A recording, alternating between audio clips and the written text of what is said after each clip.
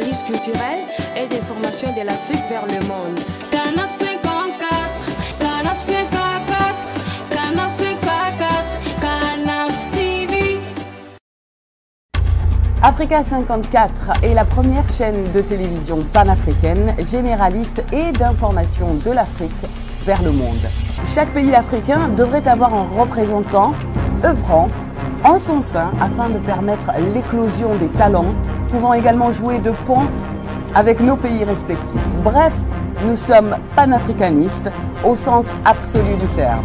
Canal Africa 54, dans sa devise, la première chaîne généraliste, culturelle et d'information de l'Afrique vers le monde.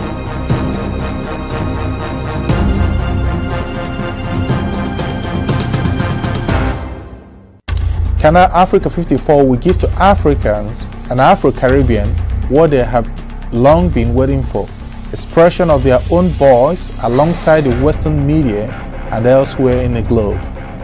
We aim to make the channel professional, sophisticated, contemporary. This channel will offer to viewers a unique experience in digital broadcasting. Our broadcasting and creative departments are dedicated towards having a constant flow of interesting and exciting programs. By using the most sophisticated methods of production, we aim to provide programming which is second to none, developing and enhancing the digital TV services throughout interactive mediums.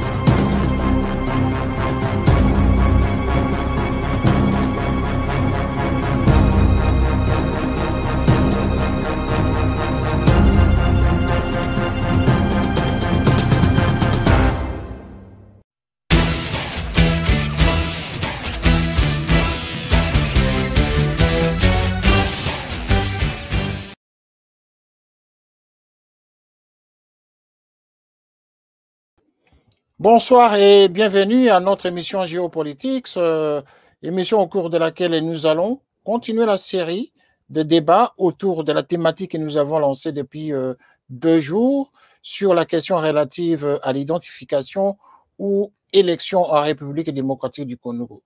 Que doit faire le président de la République et son gouvernement? Commencer par les élections et terminer par le recensement ou vice-versa. Les avis des Congolais sont très nécessaires à ce moment de l'histoire du Congo. Mais nous ne savons pas encore ce que le président va faire. Nous ne savons pas encore si le gouvernement qui va sortir va adopter quelle stratégie. Nous ne savons pas encore si la coalition aujourd'hui ou la majorité, ou la nouvelle majorité aujourd'hui, appelée l'Union sacrée, va adopter quelle stratégie. Parce que le Congo, en tout cas, en a besoin. Le Congo a besoin d'identifier la population. La démographie congolaise aujourd'hui doit être définie. Par qui? Par ceux qui gèrent le pays. Il est vrai que depuis le temps de Mobutu, le Congo n'a pas encore organisé un recensement. À telle enseigne que nous ne savons pas exactement à combien s'élève la population congolaise aujourd'hui.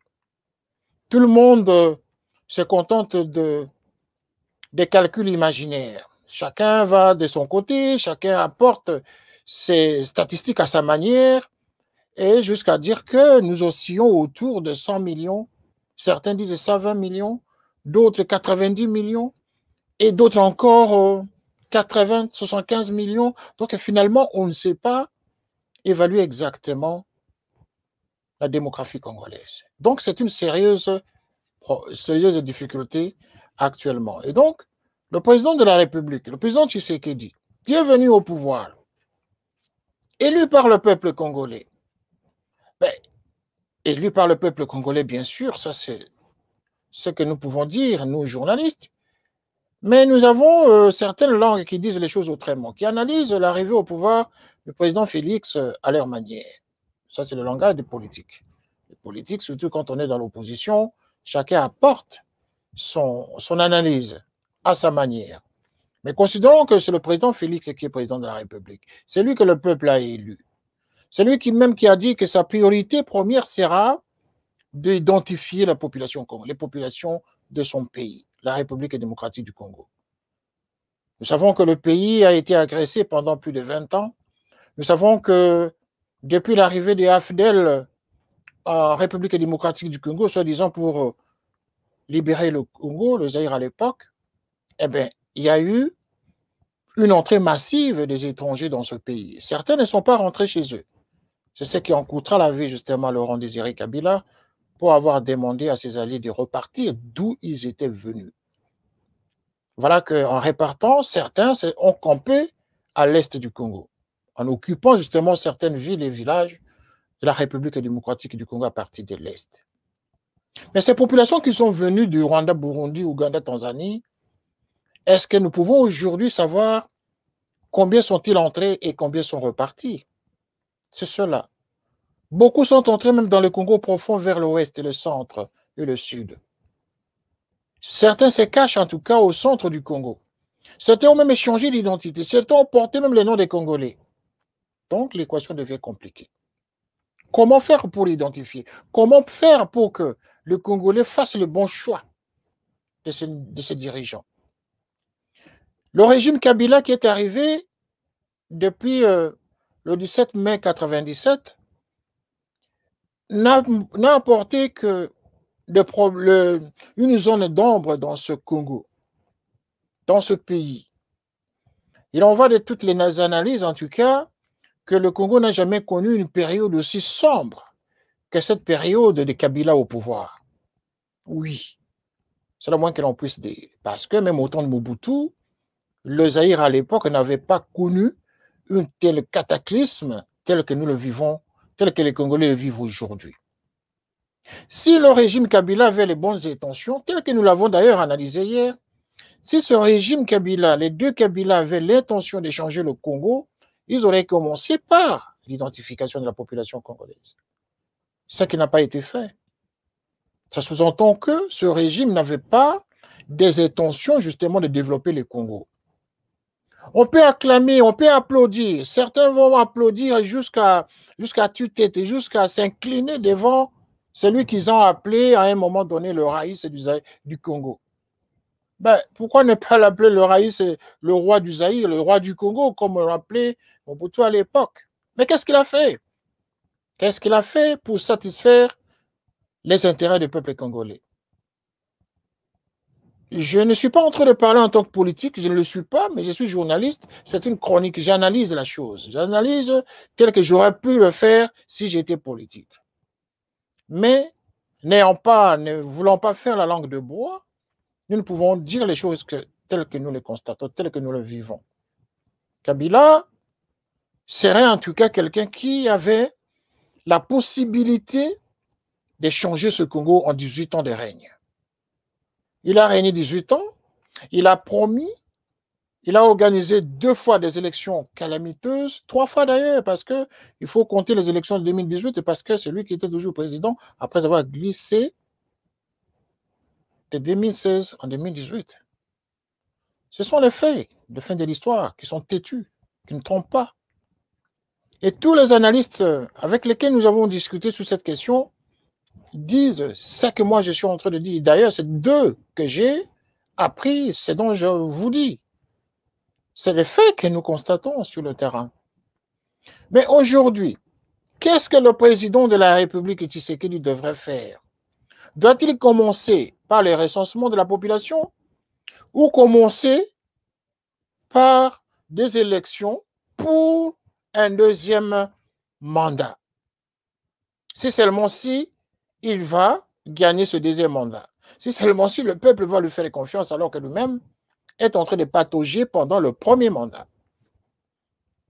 Le temps de se départir avec ses alliés kabylistes et le temps de reconstituer une nouvelle majorité, le temps de former le premier gouvernement d'ailleurs de 2018-2019, qui lui a pris au moins 6 mois, et maintenant qu'il veut constituer un autre gouvernement qui a déjà pris pratiquement 2 mois déjà,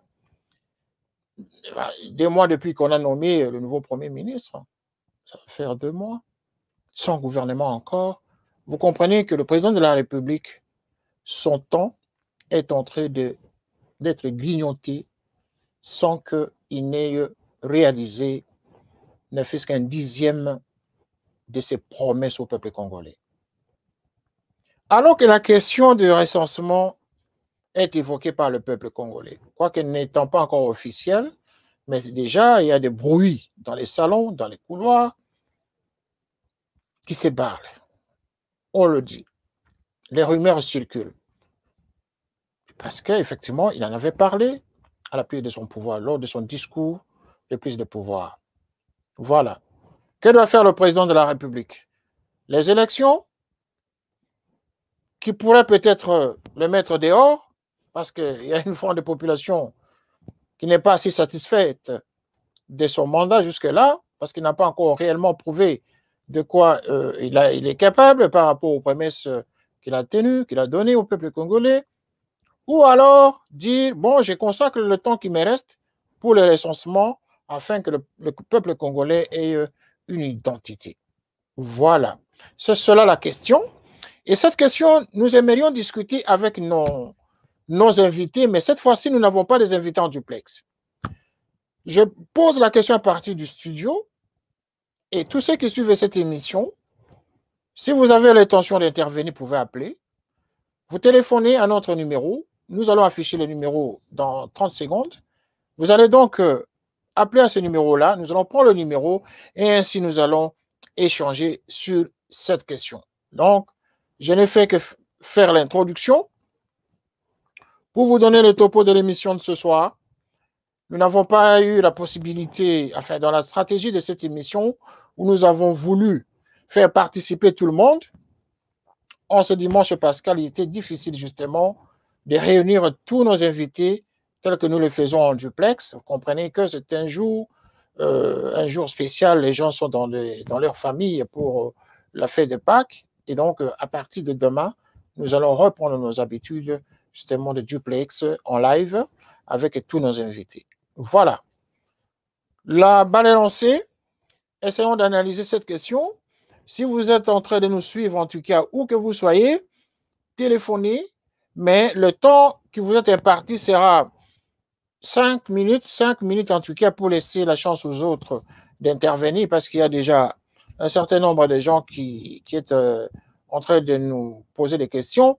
Mais je souhaiterais, même si vous n'avez pas la possibilité d'appeler, vous pouvez poser votre question par WhatsApp ou par email. Nous allons lire la question et puis revenir vers vous. Voilà, donc la question est de savoir ici, est-ce que le président Félix sera-t-il capable de terminer son mandat sans laisser des casses, sans faire des casses comme on dit? C'est cela. Donc, essayons de voir dans quelle mesure le président de la République, nous savons qu'il est en train de se battre, il est en train de tout faire pour trouver des solutions aux problèmes des Congolais. Mais est-ce que les théories, les paroles, tout ça suffisent? Ou alors il faut nécessairement passer à l'acte? Et nous pensons que les Congolais sont fatigués des discours. Les Congolais veulent les actions. Les Congolais veulent qu'on aille à l'essentiel. Les Congolais sont tellement détruits dans leur conscience que les Congolais aujourd'hui deviennent très exigeants. Effectivement. Ils sont exigeants parce qu'il n'y a pas encore un régime politique qui satisfasse aux besoins du peuple congolais. C'est la raison pour laquelle aujourd'hui, tout devient compliqué. C'est la raison pour laquelle, avec la misère que le Congolais traverse actuellement, ils sont devenus en tout cas désespérés. Mais le désespoir ne suffit pas. Il faut que nous arrivions aussi à contribuer pour l'essor économique de notre pays. Mais est-ce que le pays nous donne les moyens, les possibilités ou des ouvertures justement pour y arriver? Voilà autant de questions, chers amis téléspectateurs, vous tous qui nous regardez. La parole est à vous. C'est vraiment le débat de ce soir est à téléphone ouvert. Vous appelez quand vous voulez pendant cette émission. Nous allons réagir. Et donc, pendant ce temps, je vais demander, voilà, nous avons déjà un appel. Nous avons déjà un appel qui nous arrive. Allô, bonsoir. Je vais demander, oui, voilà, nous avons déjà un appel. Oh, c'est Christophe. Voilà, essayez de baisser le son de votre téléviseur parce que la voix nous revient ici au studio. Voilà. D'accord. Ça va là? Nous vous écoutons. Voilà, vous voyez? Okay. Essayez de baisser complètement le son chez vous. Nous vous écoutons, monsieur. Nous vous écoutons. Ok. C'est Christophe, hein? C'est Christophe Oui. Samba. Voilà, monsieur Christophe. Ouais. Quelle est votre préoccupation? Bon, voilà. Je voulais simplement revenir déjà parce qu'on a eu les débats d'hier. Oui. Ça, c'est la suite. Oui. Alors, je voulais simplement préciser une chose que je n'ai pas pu préciser hier. Oui. C'était que quand vous m'aviez posé la question de savoir quelle était la solution qu'il fallait adopter, recensement ou élection, oui. Évidemment que j'avais répondu recensement.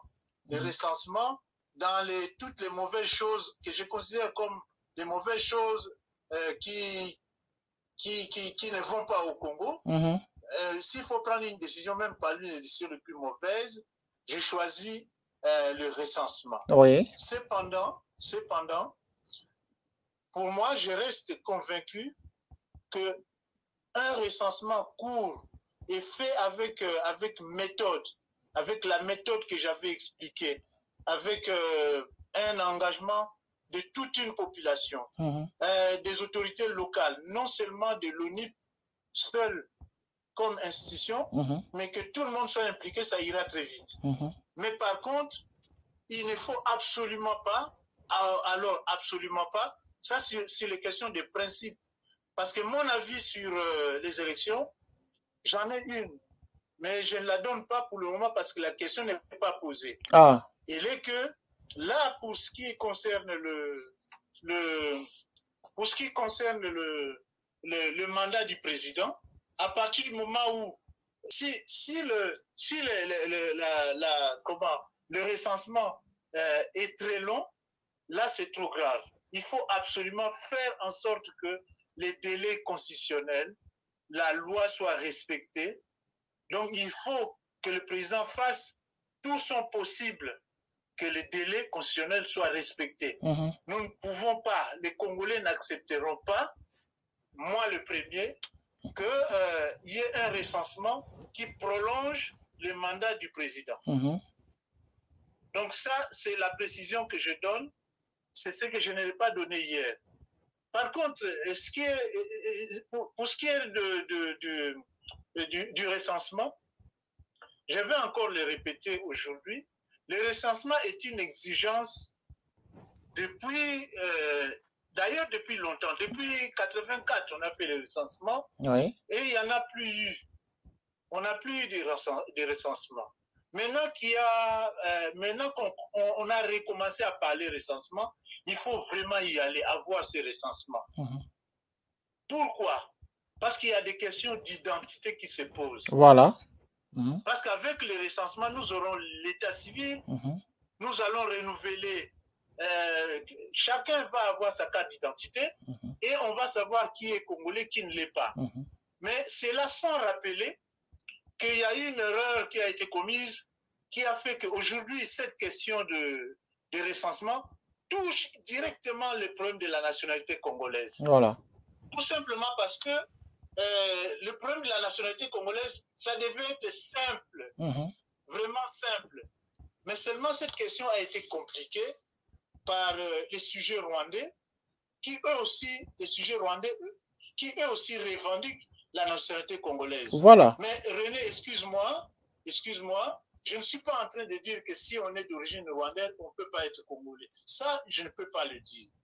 Je sais que les gens originaires du Rwanda sont arrivés avant l'indépendance, ont travaillé au Katanga et au Kivu dans l'industrie, dans les industries locales, parce qu'au Katanga, le Belge a estimé que en gérant le Rwanda et le Burundi, il pouvait faire appel à des travailleurs pour venir occuper des postes qui étaient non pourvus ou là où il y avait des besoins de main-d'œuvre. Oui. Évidemment, il a utilisé le Rwanda. Bon, maintenant, ceux qui sont restés au Congo, qui sont nés au Congo d'ascendance rwandaise, évidemment, ces gens-là ont le plein droit d'être congolais. Et ils l'ont été. Souvenez-vous de Kachamura, je crois qu'il était d'origine rwandaise. Il y en a plusieurs, il n'y a pas que Kachamura d'ailleurs. Il y en a plusieurs qui sont d'origine rwandaise, mais qui ont grandi et dont les parents ont travaillé au Congo, qui ont étudié au Congo, qui sont devenus Congolais et même qui ont travaillé avec la première et la deuxième République. Mais il s'est posé la question en 1972, non, oui, 72, oui, où il y a eu cette grave erreur de naturalisation collective des étrangers. Non pas seulement des Rwandais, mais des étrangers qui étaient là depuis longtemps. Cette naturalisation collective a été une erreur. Pourquoi? Parce qu'une naturalisation, normalement, devait être individuelle, de sorte que chacun ait sa fiche, voilà, et que cette fiche soit archivée, et que dans le recensement, il soit compté qu'il y a des gens. Parce que quand on est naturalisé, on a les droits, mais on a aussi des devoirs. voilà, Mais on a aussi des restrictions. voilà. Par exemple, que quand on est naturalisé, il y a aux États-Unis, on sait que ceux qui ne sont pas nés là-bas ou qui ne sont pas des parents complètement américains ne peuvent pas briguer un mandat présidentiel, par exemple. Chez nous, c'est aussi dans la loi des restrictions pour ceux qui sont naturalisés. Oui. Donc, voilà ces gens qui ont été l'erreur de la naturalisation globale a fait que, puisque c'est global, tout Rwandais qui arrive en 1972, il sait qu'il est Congolais. Celui qui arrive en 1980, il se dit lui aussi il est Congolais. Celui qui arrive en 1998, voilà, dit qu'il est Congolais. Et ceux qui arrivent aujourd'hui, voilà, on sait qu'avec l'histoire de Minembwe, oui, le plateau de Minembwe qui est occupé, voilà, et qui est occupé. Alors, nous avons des populations qui, d'abord, les groupes paramilitaires rwandaises qui sont là, qu'on appelle les groupes armés, mais qui font le travail pour importer des populations rwandaises. voilà. Et ces populations qui arrivent automatiquement, à cause de l'erreur de la nationalisation globale, se déclarent congolais comme ça par la parole. Alors maintenant, il y a quand même un problème qui se pose dans cette question du recensement. La question qui va se poser, c'est prouver qu'on est arrivé avant. Date, on a été là. C'est ça. On a été là avant. Ça, les Rwandais qui sont arrivés là, ils doivent avoir des preuves. Voilà. Qui sont vraiment là depuis 72. Voilà. Parce que n'oubliez pas qu'en 1981, cette loi de 72 avait été abrogée par Mobutu. Voilà. Donc, ce n'est pas à nous Congolais d'aujourd'hui, de remettre cela à l'avant, de remettre ça, de dire que ce qui avait été fait par les conseils, comment on appelle, les comités centraux de Mobutu, c'est faux. Donc pour nous, la loi, c'est la loi. C'est comme ça, la nationalité congolaise, elle est acquise individuellement par la demande de celui qui voudrait devenir congolais. Maintenant, ceux qui sont là doivent prouver par A plus B qu'ils sont arrivés bien avant, ou bien par contre, ce sera peut-être après, plus tard, et ils seront peut-être ils resteront des Rwandais, mais après, plus tard, au cas par cas, il faudra mettre des lois sur la naturalisation, de sorte que les enfants qui sont nés, qui sont des parents rwandais qui sont nés au Congo, ne soient pas lésés, qu'ils puissent faire tous introduire leur demande de naturalisation et puis qu'on puisse rapidement accéder à leur demande et puis leur donner des réponses appropriées. Donc voilà ce que je peux dire par rapport à cette histoire du recensement. Mais le recensement, il est nécessaire parce que depuis qu'on nous promet le recensement et que cela n'arrive pas, donc cela n'a rien à voir avec le fait que le président est là parce que il y a eu de difficultés. Il y a eu une élection qui n'a pas été acceptée par tout le monde. Ce n'est pas ça le problème. Le problème aujourd'hui, c'est s'en sortir avec ce recensement qui, au final, va nous résoudre beaucoup de problèmes. Voilà ce que je peux dire avant de continuer. Donc, ça, c'est sur les questions de principe. Mais sur les questions politiques, moi, j'ai mon avis sur ce qui devait être fait en RDC, ce qui devait être fait en RDC dans la situation actuelle. Mais pour le moment, ce n'est pas ça le débat. Voilà. Effectivement, ce n'est pas ça le débat encore. Mais vous avez dit tout à l'heure, par exemple, que les Rwandais qui sont au Congo depuis avant l'indépendance, ce sont des Congolais. Mais le problème, vous avez cité Meka Chamora à titre d'exemple. Bon, évidemment, en dehors de lui, il y avait eu d'autres. Mais le problème, c'est que ce sont des peuples, des gens qui ont des réflexes. De l'autre côté, il suffit de les titiller un petit peu du côté de la République ici. Ils ont tous des réflexes vers le Rwanda. C'est cela le problème. C'est-à-dire qu'ils sont au Congo, mais ils sont au Rwanda en même temps. Cette duplicité-là, comment est-ce qu'on va s'en sortir? Ils ont cette duplicité. Vous pouvez les accepter Congolais aujourd'hui, mais croyez-moi, ils ont le réflexe du Rwanda. Même après 50 ans, ils ont toujours l'oreille et un œil vers le Rwanda. Il suffit d'un rien, ils sautent, ils vont de l'autre côté. Même après avoir passé 50 ans au Congo. C'est ça le problème. Bon,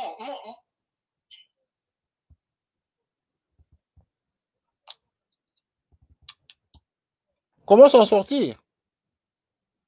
Oui, bon, sur cette question de leurs préoccupations, ils regardent de deux côtés. En tout cas, ils regardent souvent du côté du Rwanda. Oui. Mais ça, c'est le réflexe de tous les binationaux ou les trinationaux. Voilà. Ça, c'est pas un problème pour moi, parce que je crois que à partir du moment où, si notre Congo est fort, cela ne posera aucun problème.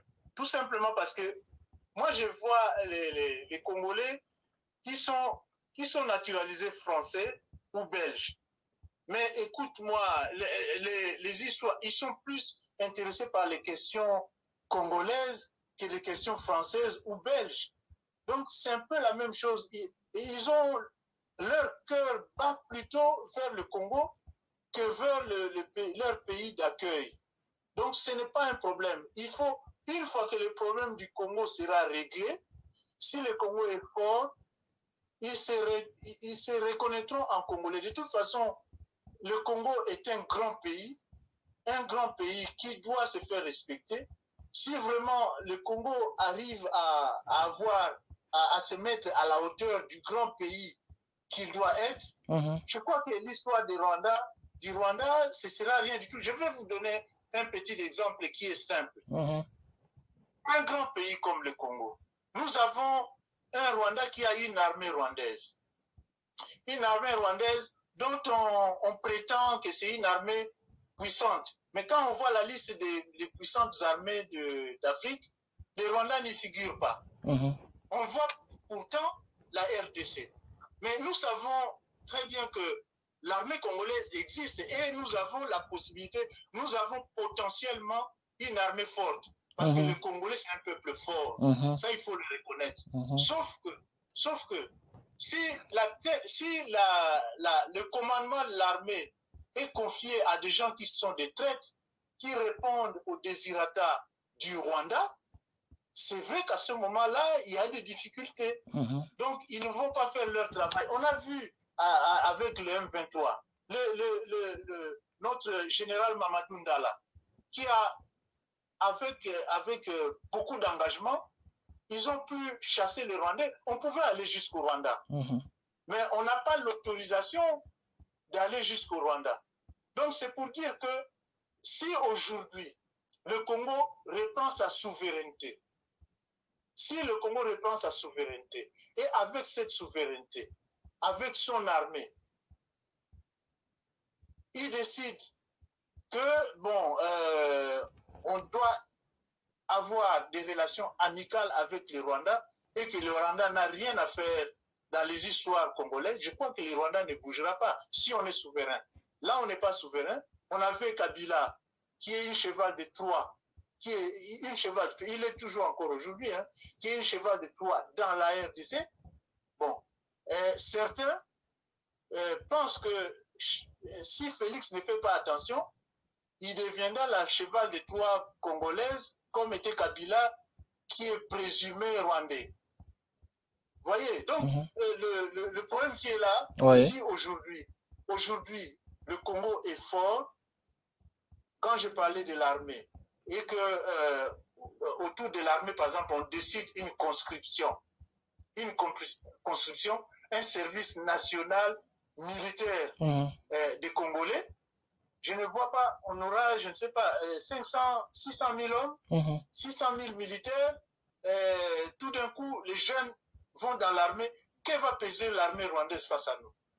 Rien du tout. Donc, vous voyez, ça c'est un problème conjoncturel aujourd'hui. Il ne faut pas que ce soit quelque chose de structurel, que ça reste bloqué comme ça. Donc, tout dépend du travail que nous faisons. Moi, je veux dire qu'aujourd'hui, je ne suis pas avec Félix, mais j'attends de Félix les gestes qui feront qu'on pourra l'accompagner, on sera content de l'accompagner. Voilà. Mais sinon, je serai l'opposant, et l'opposant à la recherche d'une meilleure solution. D'accord. Une meilleure solution pour vous, pour terminer avec vous, parce qu'il y a quand même des gens sur la ligne, hein. Pour terminer avec vous, M. Christophe Massamba, qu'est-ce qui peut précéder là? Élection ou recensement, en un mot? C'est le recensement, mais comme j'ai répété hier, oui. Oui. Mais le recensement, c'est une priorité de priorité. Voilà. Et vous avez pensé... Le recensement, c'est une priorité de priorité, mais ça ne peut pas être une condition, ça ne peut pas être une raison de dépasser les mandats présidentiels. Il faut que le président, avec ces gens, nous invente les recensements les plus rapides. Dans le temps du mandat. Si lui n'arrive pas à trouver des solutions, qu'il demande aux Congolais. Il y a le Congolais, en RDC, nous sommes un peuple très inventif. Si lui, avec son équipe, n'a pas la solution pour avoir un recensement rapide, d'autres Congolais ont la solution, qu'ils demandent, qu'ils fassent un appel aux autres. Voilà. Qu'ils fassent un appel national. Et on aura la solution pour ça. Et pour l'argent ne manque pas. Il ne faut pas que l'argent soit une raison, tout simplement parce que l'argent pour piller, voilà.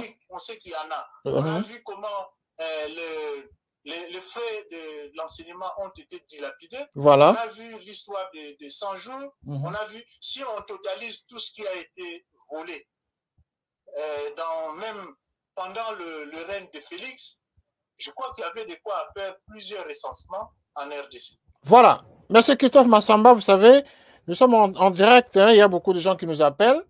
Là, nous sommes en train de recevoir un autre appel. Hein, et bon, voilà, pendant l'émission, vous pouvez toujours appeler pour intervenir. Hein, le temps de donner la parole à d'autres intervenants qui nous appellent justement pour participer à l'émission. Bonsoir. Bonsoir. Alors, monsieur Marcel, c'est ça? Voilà, vous êtes en direct sur Télé Saturne et Canal 54. Nous sommes en direct et nous sommes en train de discuter justement sur la question relative au recensement et à l'élection en République démocratique du Congo sous la mandature du président Félix Tshisekedi Tshilombo. Pour vous, monsieur Marcel, la situation actuelle du Congo, pensez-vous que le président de la République devait commencer par le recensement de la population, c'est-à-dire l'identification du peuple congolais, ou commencer d'abord par l'élection afin de baliser le chemin vers un autre qui pourrait justement faire ce travail d'identifier la population congolaise? D'abord, est-ce que vous savez quel régime au Congo? Régime dictatorial, présidentiel, semi-présidentiel ou parlementaire? Moi, je pense que ce que vous avez au Congo, c'est le régime présidentiel. Parce que c'est le président qui a nommé le premier ministre. Vous confondez les choses. Vous appelez notre pays la République démocratique du Congo. À l'époque, Lumumba était le premier ministre. À cette époque-là, il y avait le Parlement. Et Lumumba était le premier ministre démocratiquement élu il était le chef du gouvernement. Et c'est lui qui était à la tête du pays. On l'a tué. Tshisekedi, je ne sais pas qui l'a nommé. Non, il a gagné les élections, il est président de la République. Il n'a pas gagné les élections, je m'excuse, il n'a pas gagné les élections. Mais ça, c'est un autre débat. Mais c'est lui qui est président aujourd'hui, M. Marcel. C'est monsieur. Il est président. Oui, mais le débat n'est pas de contester aujourd'hui sa position en tant que président de la République. Bon, acceptons. Oui, voilà. Que doit-il faire actuellement? Doit-il commencer par l'identification de la population ou commencer par l'élection? Parce qu'il est déjà presque à mi-mandat, là. Hein. Il a mi-mandat, il reste 2 ans et demi ou 3. Et il ne peut pas organiser les élections maintenant parce que notre pays est plus vaste, très vaste. Mais comment ça va se passer alors? Il doit rester au pouvoir éternellement? Ou c'est comment? Il ne peut pas rester au pouvoir éternellement. Et les gens qui l'ont placé au pouvoir vont le révoquer. Ah bon? N'importe quand. Mais c'est le peuple qui est souverain primaire, hein? C'est le peuple qui l'a élu. Ce n'est pas le peuple. Ah, là vous nous faites d'autres. Notre pays n'est pas indépendant. Nous sommes sous tutelle de l'Union européenne. Et l'Amérique a un mot à dire pour diriger notre pays. Nous ne sommes pas indépendants. Mais nous sommes la République démocratique du Congo. C'est faux et archi faux. Donc, il y a un parlementaire européen qui a dit que nous avons tué le président Laurent Désiré Kabila. Nous sommes allés chercher le feu vert aux États-Unis et 15 jours après, il était mort. Est-ce que vous l'avez accusé? Est-ce que vous l'avez traduit en justice? Non. Parlementaire européen. J'ai la vidéo. Ne confondez pas les choses. Notre pays est très riche. Les Occidentaux se sont emparés de notre pays. Et ce sont eux qui mettent, qui nomment, qui révoquent et qui tuent nos leaders. Nous n'avons rien à dire, nous n'avons rien à faire.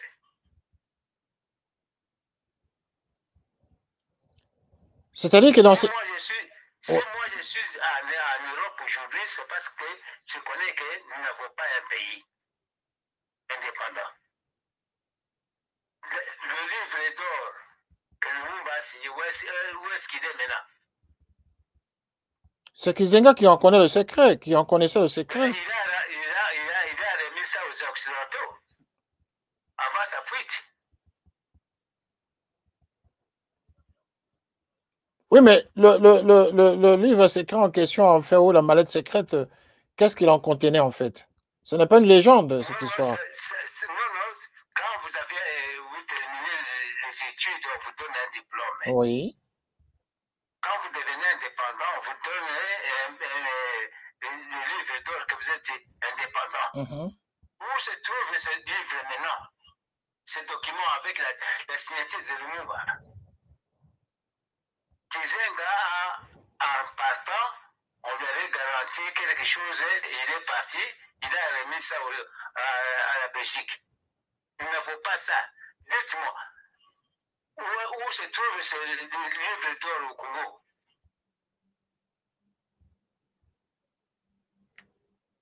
Et Kizenga, donc, il a remis ça aux Occidentaux, c'est ce que vous voulez nous dire? C'est-à-dire à la Belgique, il a remis à la Belgique le livre d'or. Il a remis à la Belgique. Ah ben oui, mais la Belgique n'a qu'à nous restituer parce que nous sommes un État indépendant. Non, on ne peut pas faire ça. C'est pourquoi nous sommes colonisés jusqu'aujourd'hui. Ça voudrait dire que Félix, le président de la République, n'a pas le marge de manœuvre. C'est-à-dire qu'il fera exactement, il fera ce qu'on va lui dicter de faire. Oui. Il si je suis aussi ici en Europe, c'est à cause de ça. Je connais que notre pays n'est pas indépendant. Malgré les... Je suis venu avec la bourse, j'ai terminé mes études ici, j'ai donné cours d'anglais aux Anglais, mais je ne peux pas rentrer au pays. Et pourtant, le Congo, quand même, a avancé. Vous avez eu Laurent Désiré Kabila qui était venu, qui a chassé une dictature. Et puis après, bon, son successeur a pris le pouvoir. Il a fait ce qu'il a fait. Bon, est-ce que tout ça ne sont pas des signaux qui montrent quand même que les Congolais devraient aussi se prendre en charge? Il n'y a pas un seul Congolais qui peut se prendre en charge. Ce n'est pas leur pays.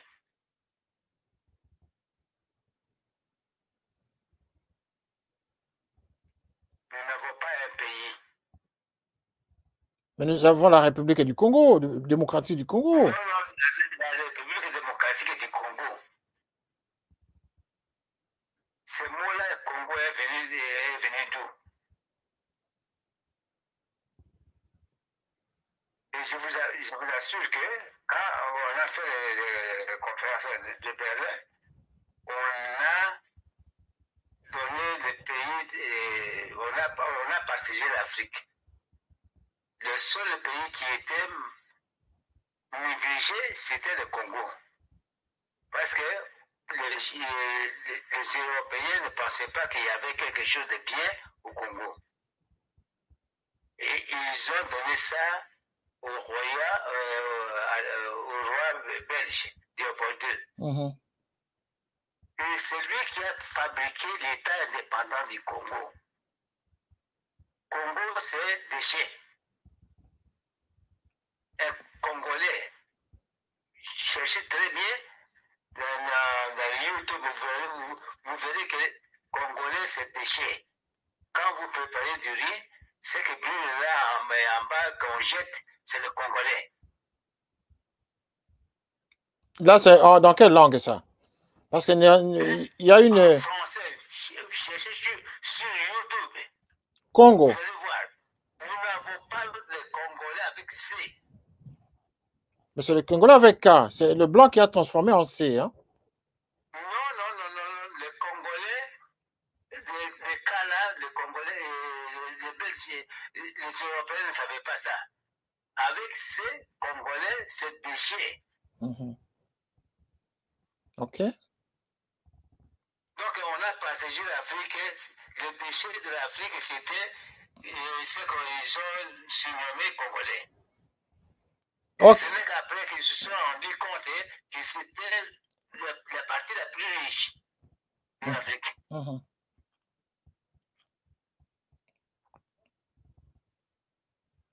Quand nos arrière-parents,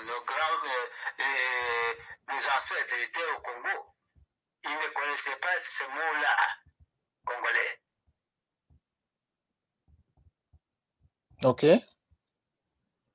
On vivait, il y avait des Bakongo, il y avait Empire Congo, Empire Lunda, beaucoup d'empires. Ce n'est pas empire comme tel, mais quand les Belges sont arrivés, on leur demandait de quelle ethnie ils étaient. Vous n'avez rien au Congo.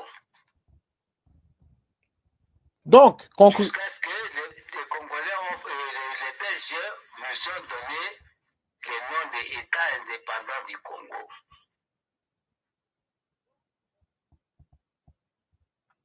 Nous sommes d'accord? Oui, les gens vous suivent, hein, on vous écoute. Bon, pour conclure et nous donner la dernière réponse à la question, donc pour vous, actuellement, le président de la République n'a pas la possibilité d'organiser ni les élections, ni le recensement, parce qu'en réalité, c'est lui le président actuel. Il y a une demande de la population. Il n'a pas de possibilité d'organiser les élections. Il n'a pas de moyens. Il ne peut même pas organiser le recensement. Le recensement. Parce que notre pays le gouffre. On n'a pas de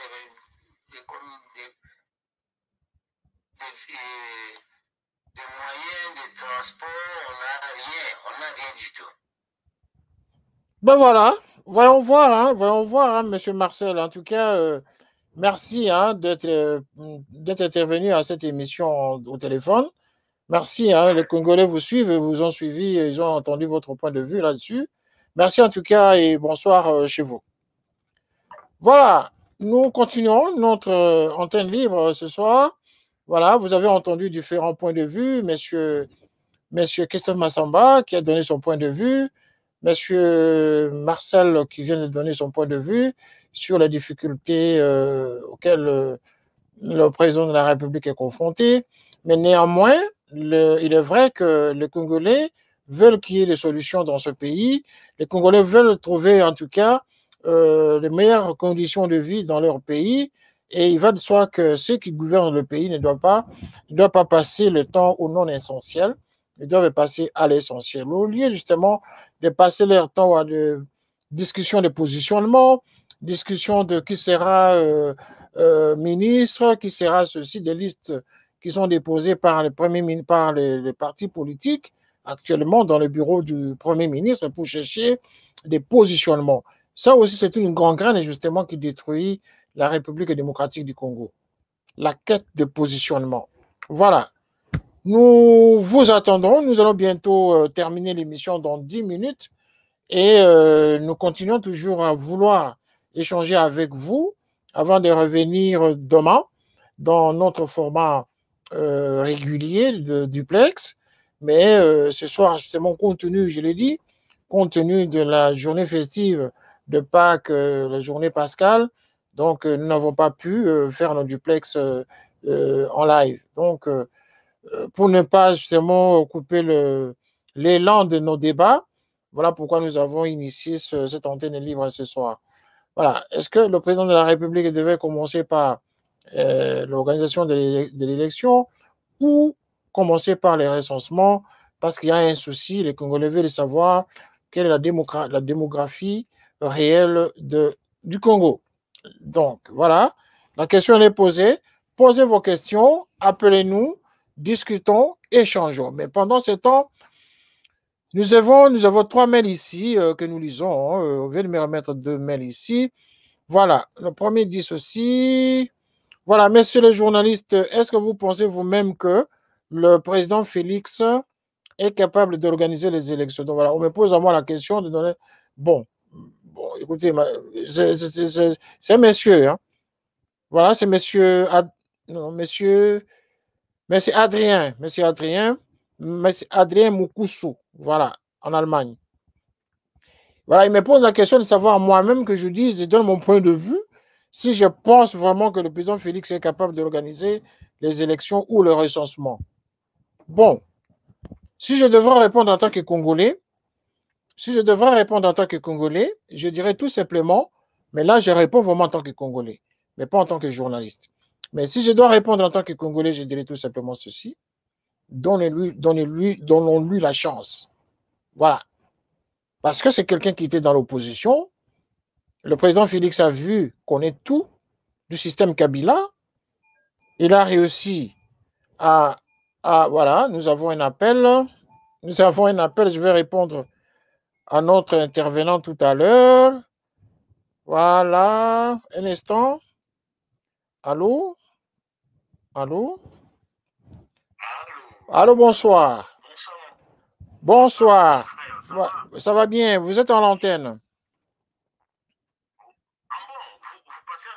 Ben oui, mais vous m'appelez pourquoi? Nous sommes en direct là et nous avons annoncé une émission en antenne libre. Donc nous sommes en pleine émission antenne libre où nous parlons justement des problèmes liés à l'élection ou au recensement. Voilà. Voyez-vous? Donc ça veut dire que vous n'êtes pas en... Je suis en train de suivre votre émission sur Patrice Lumumba avec Dianzi là. Voilà, ça c'est une émission qui est passée dans la journée, hein, mais là nous sommes en direct et là même tout le monde est en train de vous écouter. Et pendant que vous êtes là... Alors là, j'interviens, alors je vais intervenir sur recensement. Nous vous écoutons. Nous vous écoutons, professeur. Qu'en pensez-vous? Est-ce que le président de la République, avec les dispositions techniques ou constitutionnelles à sa disposition aujourd'hui, à sa possession aujourd'hui, est-il à même d'organiser les élections ou le recensement au Congo? Bon, mais moi je pense que sur le plan technique, le recensement est impossible de faire au Congo. Aujourd'hui, nous sommes en 2021, mois d'avril, donc c'est techniquement impossible. Mais pour l'organisation des élections, c'est possible d'organiser les élections sans recensement parce que les élections, normalement, incombent les personnes qui ont plus de 18 ans. Donc le recensement va incomber nécessairement aussi d'autres personnes qui ont moins de 2 ans. Donc, si les élections peuvent avoir lieu avec une grande certitude si on contrôle les listes électorales. Donc, c'est ce que je peux dire. Attendez, mais vous savez quand même que la question de la démographie, elle est très nécessaire actuellement, où nous savons tous que le peuple congolais ne dispose même pas d'une carte d'identité. Et vous ne pensez pas que quand même, finalement, à un moment donné, il faut qu'on se dise la vérité et qu'il y ait quand même un président qui dise, bon, moi, je dois le faire, qu'on arrive ne fût-ce qu'à identifier la population congolaise. D'accord avec vous. Alors, alors il faut commencer par la carte d'identité. Mais les gens ont quand même les anciennes cartes d'électeurs et ils peuvent s'inscrire sur les listes électorales à partir de leurs anciennes cartes d'électeurs. Et les nouveaux électeurs, ils vont s'inscrire. Là, il n'y a pas de problème. Mais si on pose des problèmes dans ces sens en disant qu'il n'y a pas d'élection parce qu'on n'a pas fait les recensements, pourquoi le pouvoir actuel n'a pas commencé dès le départ, lorsqu'ils sont arrivés au pouvoir, à commencer les recensements d'eux qui sont arrivés au pouvoir, parce que c'est un problème qui a commencé depuis Ben Lurette en disant que sans le recensement, on ne peut pas faire les élections. Et on repousse toujours les recensements, on repousse. Quand est-ce qu'on fera ces recensements? Ben oui, mais le cas du président Félix, c'est un peu différent. Là. Il était coincé avec cette coalition FCC Cash. Il n'était pas coincé. Il n'était pas coincé. Pourquoi il a commencé son programme de 100 jours, il a commencé le programme de recensement? Pourquoi? Il n'était pas coincé. Pourquoi il a commencé le programme de 100 jours? Et là, maintenant, un autre programme qui vient de mettre là en Chilouba, si c'est Jim Machin, pourquoi il ne veut pas faire le programme de recensement? Il n'était pas coincé, on pouvait commencer par le recensement. Il a commencé par un programme de 100 jours. Vous voulez parler de Chile Gelou, c'est ça? Chile Gelou. Chile Gelou, ouais. Oui. Pourquoi on met encore le recensement dans la boîte aux lettres enfermée? Il fallait qu'il laisse les Chile Gelou et commencer par le recensement. Il a commencé par le programme de 100 jours, alors que c'était ce qui était nécessaire, c'était le programme de recensement. Moi, je pense que ça, c'est des petites bêtes pour toujours repousser les recensements au calendrier grec. Et si jamais il prenait l'initiative, justement, avec le Parlement actuel, de voter une loi dans ce sens, quelle serait pour vous l'attitude à adopter devant une telle situation? Parce que finalement, il faut qu'il y ait une solution. Bon, l'attitude à adopter, moi, je pense que sur terrain, lorsque je vais à Kinshasa, oui. Qu'est-ce que je remarque? Je remarque que dans tous les quartiers, oui. Les chefs des quartiers ont un recensement établi déjà à l'avance. Chaque chef de quartier connaît le nombre d'habitants de son quartier. Donc moi, je pense que si on décentralise le recensement, on ne fasse pas un recensement national, on décentralise par province. Chaque province fait son recensement et puis on rassemble tous les résultats. Si on fait un recensement national, ça va prendre du temps. Si on décentralise, chaque province fait son recensement, je pense que ça peut aller vite. En disciplinant un tout petit peu les Congolais qui sont dans les frontières, hein, parce que c'est de là où les frontières sont tellement poreuses. Il y a un risque qu'il y ait des étrangers qui viennent renflouer. Je suis tout à fait d'accord, hein. Je suis tout à fait d'accord, mais sauf que on on ne peut pas. Il y a d'autres personnes qui sont à l'intérieur du pays, qui sont des étrangers. Je ne sais pas comment est-ce qu'il faut savoir telle ou telle personne c'est un étranger. C'est cela le problème avec le Congo d'aujourd'hui. Et donc, professeur, merci en tout cas de votre intervention. Vous avez appelé pour autre chose alors que vous tombez dans l'émission. Merci en tout cas de votre appel. Voilà, à tout à l'heure alors. Nous allons prendre les appels des autres intervenants justement qui nous appellent pour intervenir à cette question. Merci, professeur. Merci beaucoup. Au revoir. Allô, bonsoir. Allô, bonsoir. Allô, bonsoir. Voilà, il est parti. Voilà, vous venez de suivre notre intervenant qui vient d'appeler encore.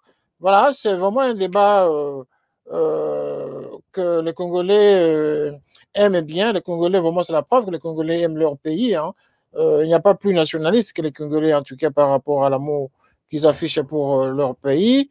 Il est vrai qu'à chaque fois que nous faisons des émissions dans ce sens, les Congolais réagissent vraiment en grand nombre. Voilà. Nous espérons que le monsieur qui nous a appelé tout à l'heure va pouvoir appeler. C'était donc une mauvaise manœuvre, donc du coup, on n'a pas pu le prendre. Voilà. Notre dernier intervenant venait de dire pour lui, il y a possibilité d'organiser les élections, mais à une seule condition. La condition, vous l'avez suivie. Donc, et puis après, il y a beaucoup d'étrangers qui sont même à l'intérieur, dont on n'est pas sûr de comment on pourrait les identifier. Voilà, c'est la question. Voilà, bonsoir messieurs, vous êtes en direct sur Télé Saturne. Bonsoir. Bonsoir messieurs, vous êtes en direct.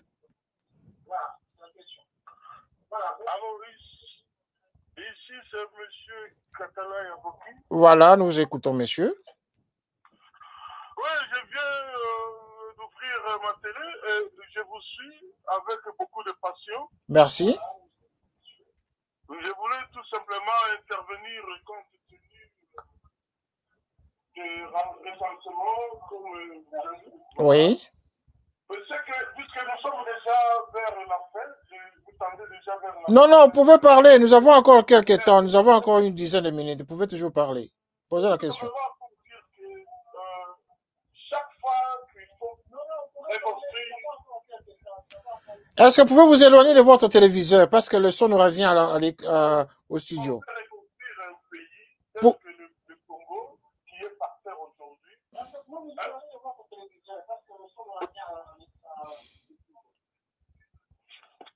Ah bon. Oui. Alors, oui. Je vais m'éloigner un peu. Voilà. Bon, je voulais ceci. Je dis, chaque fois qu'on veut reconstruire un pays tel que le Congo, aujourd'hui que nous sommes par terre, tout simplement, il faut des sacrifices.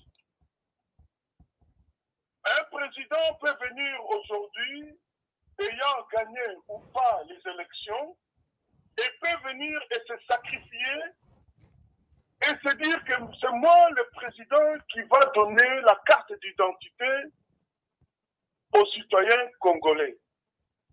C'est le cas et l'opportunité pour le président Félix aujourd'hui. Il peut se sacrifier et dire, bon, même si nous sommes par terre, et même si nous n'avons pas un pays restructuré, moi je me lance et je me sacrifie pour donner la carte d'identité au peuple congolais en faisant le recensement. Puisque nous devons, après tout, commencer à reconstruire ce pays. Hein? Le recensement, c'est le fondement de toute chose. Avec le recensement, nous aurons posé le peuple congolais, nous aurons pris le peuple congolais comme le centre d'intérêt, comme le centre de développement, comme le centre d'infrastructure, comme le centre de changement dans ce pays. Recensons le pays et sachons démographiquement plutôt, et sachons géographiquement qu'est-ce que nous avons comme peuple et quelles sont les structures socio-économiques que nous devons développer pour enfin commencer notre place sur ce train de développement à travers les concerts internationaux. je regrette que j'ai intervenu un peu avec un grand retard seulement. Vous savez que vous avez commencé aussi avec un grand retard. Hein, on est un peu sorti et tout ça. Mais mon intervention est brève, tout simplement pour dire que le président actuel peut saisir cette opportunité et recenser son pays. Il n'a pas pu saisir l'occasion de 100 jours. Il n'a pas pu constituer une équipe convenable pour le développement, mais qu'il saisisse ce recensement pour donner un élan, pour donner une lancée de développement à son pays. Voilà. Donc, pour vous, vous considérez que le président de la République devrait commencer par le recensement et non par les élections? Le recensement est le fondement, je ne dirais pas de tout développement, mais le fondement, dans notre cas, c'est le fondement. Avec le recensement, nous saurons qui est qui. C'est la pièce maîtresse pour que nous sachions qui sont les vrais citoyens et qui sont les envahisseurs dans notre cas aujourd'hui. C'est le fondement de tout. À base de quoi vous allez développer les structures routières, par exemple? À base de quoi vous allez développer l'emploi au pays? À base de quoi vous allez construire des écoles au pays? À base de quoi vous allez construire des universités au pays? Ce sont les éléments venant du recensement. Alors pourquoi rater cette opportunité? Les élections, c'est rien du tout. Hein?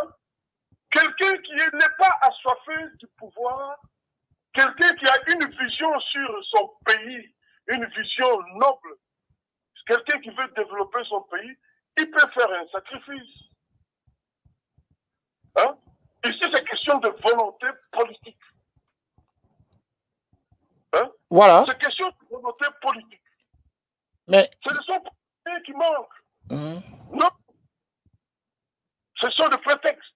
Mais c'est la volonté politique de ne pas tout simplement compter sur sa position politique. Non. Comptez à ce que vous voulez développer ce pays. Donnez cette population sa chance d'être entendue, d'être écoutée dans le concert international. Mais vous ne voyez pas que si le président commence par le recensement, avec tout ce qu'il y a comme difficulté d'interconnexion nationale au niveau entre les différentes régions, entre les différentes provinces, toutes ces difficultés risqueraient justement d'amener, d'allonger le mandat du président de la République, parce que la plupart d'experts estiment que pour organiser un recensement en RDC, ça peut aller au-delà de 2 ans. Or, au-delà de 2 ans sous-entend qu'il y a un risque de glissement de mandat du président de la République. C'est ce que les Congolais n'aiment pas entendre parler. Le dépassement. Non, vous voyez, dans toutes choses, dans tous les programmes, dans toutes les grandes visions, il y a toujours des défaitistes. Les gens qui pensent que c'est impossible, ou soit c'est difficile. Aujourd'hui, si vous envoyez un colis à partir de Kinshasa, pour que ça arrive, par exemple, dans un coin, comment dirais-je, moins de ça ne fera pas 2 semaines, le colis arriverait. Bien que nous n'avons pas de route, bien que nous ne sommes pas bien structurés. Donc, atteindre la population de Moindedit aujourd'hui, à partir de Kinshasa, n'est pas un problème. Avec la forte volonté, une petite organisation, quartier par quartier, collectivité par collectivité, hein, les populations seront atteintes. Et vous saurez combien démographiquement et géographiquement vous avez la population. Même si le peu de temps qui vous reste comme présidence, hein, en 2023, monsieur, dans les deux ans qui viennent, vous aurez le bilan démographique de votre population. Ce n'est pas difficile, c'est question de volonté. Et vous aurez enfin éliminé les éléments appelés les éléments, les envahisseurs, les nilotiques. Hein? Je ne vais pas entrer dans beaucoup de détails, mais les nilotiques se reconnaîtront. Et à partir de l'identification, ils vont nous quitter calmement. Sans qu'on ait tiré, sans que les armes aient parlé. Le recensement est un fondement. Je ne sais pas si vous me comprenez. Oui, bien sûr. Bien sûr. Je vais entrer beaucoup dans des détails pour ne pas réveiller les fantômes qui dorment. Mais avec l'identification du peuple et de la population, monsieur, nous aurons gagné notre territoire sans verser le sang. Puisque celui qui se sentirait mauvais, c'est mon chéri. Voilà. Tout est dit. Tout est dit, messieurs. En tout cas, monsieur Ketelai, merci beaucoup. Hein. Votre intervention est tellement sérieuse et pertinente, en tout cas, que même les gens qui nous regardent sont satisfaits hein, de votre point de vue, qui est nationaliste, en tout cas, on le sent. Même... Monsieur René, oui. Nous avons beaucoup perdu le temps avec les soi-disant intellectuels. Nous avons beaucoup perdu le temps avec les soi-disant experts. Oui. Dans quel autre domaine. Ce sont les gens qui nous ont embourbés, qui nous ont fait rôter pendant tout ce temps. Monsieur, pour diriger un pays, ce ne sont pas les diplômes qui dirigent un pays. Non. Un dirigeant, c'est quelqu'un qui est né. Il est né dirigeant. On ne devient pas, on est né dirigeant. Vous savez? Bien que nous n'avons pas le plein pouvoir, nous ne sommes pas. Un de vos intervenants venait de dire que nous n'avons jamais été indépendants. Il a peut-être raison. Mais néanmoins, nous avons quand même une marge de manœuvre, ne fût-ce que pour relever le social de notre pays. Nous avons donné la main, la chance, les opportunités aux intellectuels, des grands renommées internationales. Mais ce pays est toujours par terre jusqu'aujourd'hui. Allez savoir pourquoi. Mais vous donnerez... Le monsieur qui est aujourd'hui a une très forte volonté. Mais est-ce qu'on l'a donné la chance? Voyons voir. L'opportunité est là. Hein? Ce ne sont pas les intellectuels qui viendront faire quelque chose aujourd'hui. Nous leur avons donné la chance jusqu'aujourd'hui. Vous connaissez de tel et tel autre professeur qui ont entouré le président Mobutu, de tel ou tel autre professeur extraordinaire qui ont entouré Kabila, le pays. Où sommes-nous arrivés aujourd'hui? Le pays est plus qu'une boue. Vous êtes encore en Europe, aujourd'hui vous portez des cravates. Mais si vous arrivez au Congo, vous ne les porterez pas, des connaissants. Parce que ce pays n'est plus digne d'être appelé pays aujourd'hui. C'est une honte. Alors, comme les gens en parlent aujourd'hui, comme le président Félix en a la volonté, donnez-lui la chance qu'il fasse le recensement. C'est le fondement de tout développement dans notre cas. Je me limite là. Merci. En tout cas, merci, hein, comme je venais de le dire. Hein, votre intervention est tellement appréciée par des gens ici qui nous envoient des petits messages dans notre boîte mail, en tout cas. Merci, en tout cas, messieurs Ketelai, pour votre intervention et bonne soirée chez vous. Au revoir. Voilà, la ligne est toujours ouverte, hein. Vous pouvez toujours appeler. Vous avez suivi ce dernier intervenant qui est vraiment très passionné de son pays, très passionné du Congo. Et vraiment, c'est ça, ce genre de discussion, nous devons le faire chaque soir. Hein. L'initiative est prise justement par la direction de notre chaîne de télé, justement pour que nous puissions échanger avec tous les Africains sur toutes les thématiques que nous avons sous la main, comme nous l'avons fait il y a 2 semaines sur le cas d'Ahmed Bakayoko en Côte d'Ivoire, en passant par les événements au Sénégal de Ousmane Sonko, le défi qu'il lance actuellement à Macky Sall, n'est-ce pas? Nous faisons ce genre de débat, essayons d'activer, d'amplifier des échanges dans ce sens pour que finalement le message arrive à bon port. C'est à nous, c'est notre responsabilité justement d'échanger. C'est notre responsabilité de discuter, de donner des points de vue sur toutes ces questions, de sorte que finalement ce message répercute dans les oreilles justement des décideurs. Voilà. Ce sont des Congolais qui parlent ce soir. Ce sont des Congolais qui sont à l'antenne. Et donc, vous êtes tous les bienvenus pour intervenir à cette émission. Voilà, nous allons encore prendre un autre. Bonsoir. Oui, vous revenez encore? Monsieur René, je ne sais pas si je peux intervenir pour une deuxième fois. Nous vous écoutons. Oui, je voudrais ajouter ce que vient de dire mon compatriote. Le recensement ne va pas nécessairement, obligatoirement, démasquer que le nilotique. Le recensement va démasquer aussi le Bazombo, les Angolais, qui gonflent le Bas-Congo. Le recensement va démasquer certains Zambiens qui gonflent le Katanga. Le recensement va démasquer certains Soudanais qui gonflent la province de Tchopo.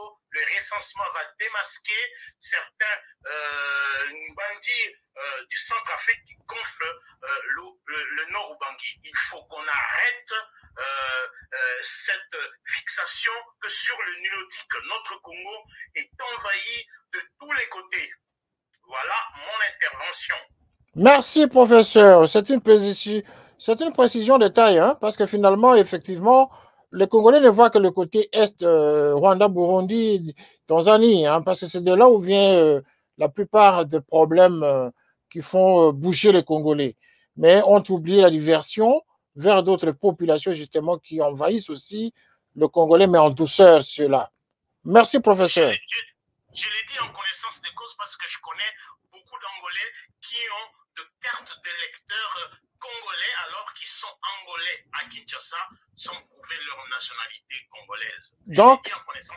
Donc le recensement est très, très nécessaire pour le Congo. Merci. Merci, professeur. Merci beaucoup. Bonne soirée chez vous.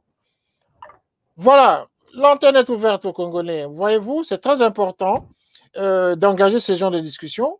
Vous voyez, le dernier intervenant vient encore de nous repréciser qu'il n'y a pas que l'Est du Congo. Même à l'Ouest, nous avons cette difficulté. Même le Congo d'en face aussi. Il y a des Congolais d'en face aussi qui sont au Congo chez nous, en RDC, qui ont aussi la carte des électeurs. Ça sous-entend que le Congo, effectivement, est bien envahi de toutes parts. Il n'y a pas que l'Est. Effectivement, on parle de l'Est. C'est tout simplement parce que l'Est nous cause un peu plus de tort que les autres. Mais néanmoins, s'il faut procéder à l'élection, au recensement, c'est justement pour démasquer tout le monde. C'est-à-dire ceux qui n'ont pas le droit de citer au Congo, chez nous. Voilà.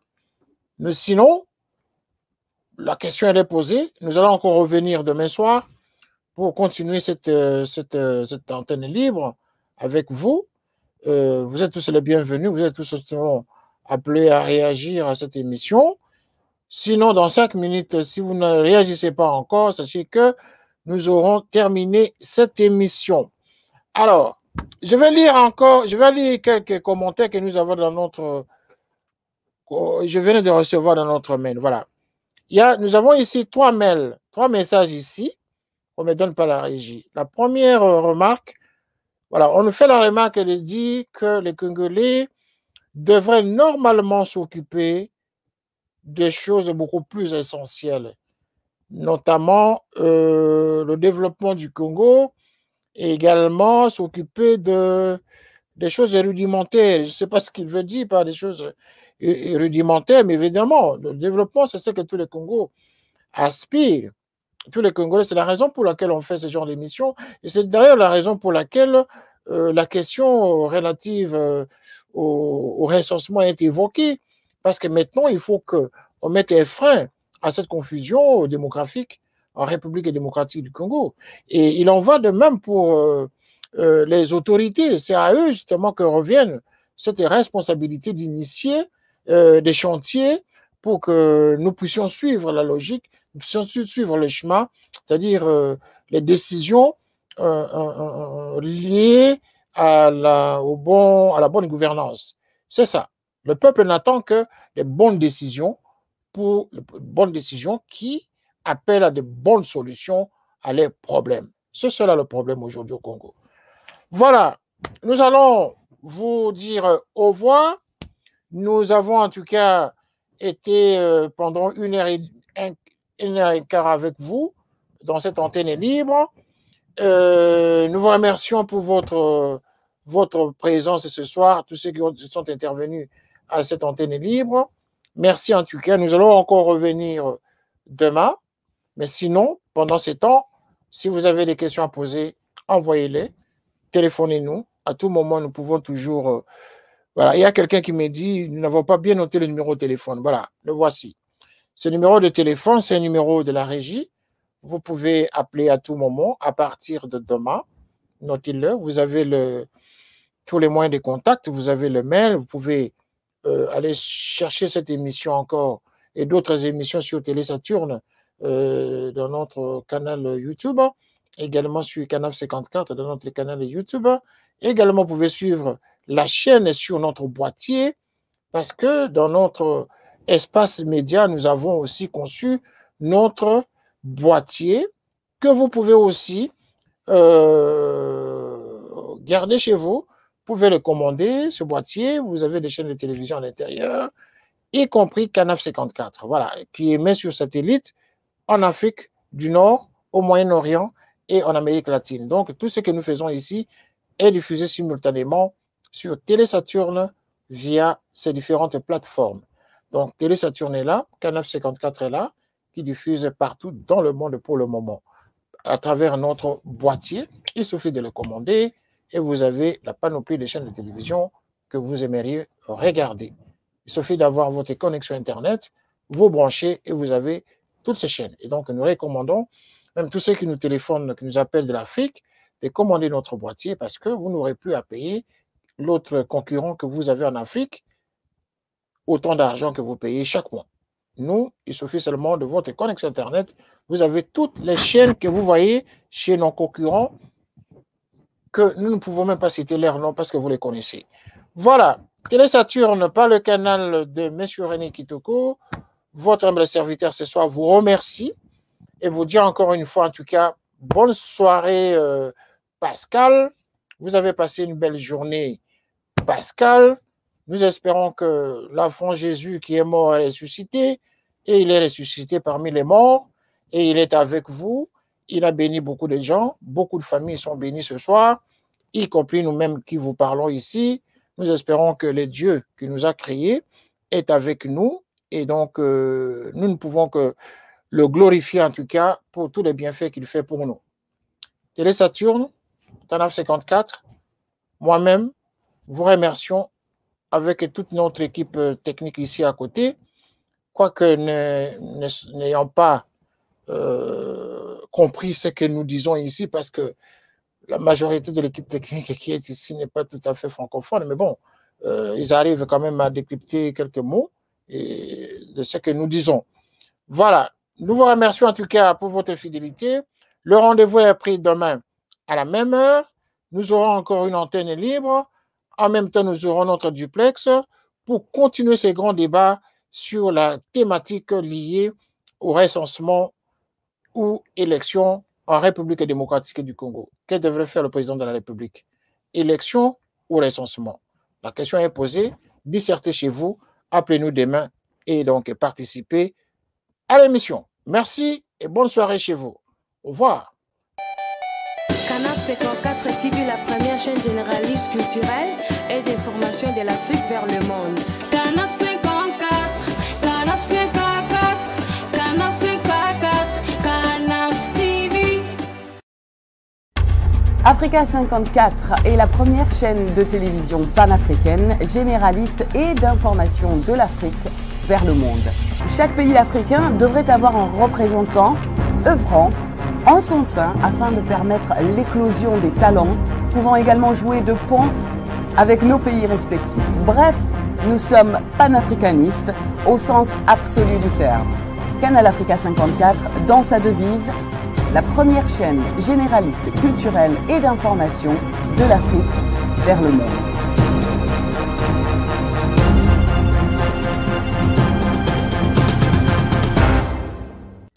Canal Africa 54 will give to Africans and Afro-Caribbean what they have long been waiting for, expression of their own voice alongside the Western media and elsewhere in the globe. We aim to make the channel professional, sophisticated, contemporary.